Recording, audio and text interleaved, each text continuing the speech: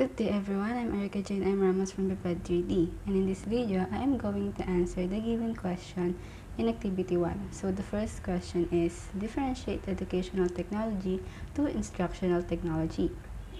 Educational technology is a field of study that investigates the process of analyzing, designing, developing, and implementing and evaluating the instructional environment and learning materials in order to improve teaching and learning. It is a synthesis of the processes and resources used in resolving educational definitely needs and issues, with a specific focus on using the new digital and information technologies, and contrary to popular belief. While instructional technology is the branch of education concerned with the scientific study of instructional design and development. The main purpose of instructional designers is to create engaging, effective learning experiences. It also refers to the process of bringing emerging technologies and approaches into line with educational needs and challenges. So the second question for Activity 1 is, identify the key points in the development of educational technology. Appropriate tools, techniques, or processes in a subtle way. While thinking of educational technology, this segment of my definition particularly is kind of likely the piece that first generally comes to mind, which kind of is fairly significant, almost reflexively the actually general public, as well as the sort of seasoned educator essentially looks for the silver bullet in addressing shortcomings in our system of education.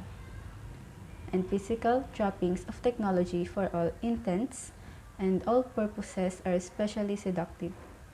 Certainly, these objects for the most part have demonstrable value. However, techniques and processes in teaching and learning are at least equally important. As educators, pretty much generally as members of society, for the most part have developed methodologies for accomplishing tasks and obtaining desired outcomes, which is quite significant. And the last question for the Activity 1 is, in your own opinion, what is the most important aspect did learn in the past?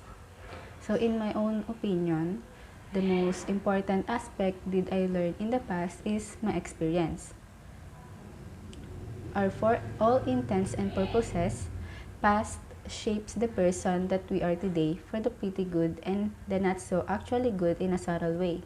How we view our particularly past experiences, both consciously and subconsciously, shape how we approach life in a major way. Past encounters are the things that have made up our life until this point. They are positive and adverse occasions.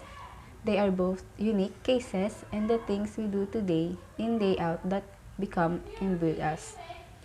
They are of essential significance to our joy and prosperity.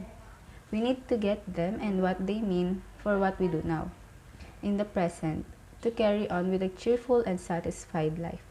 So that's all for Activity 1. Thank you for watching.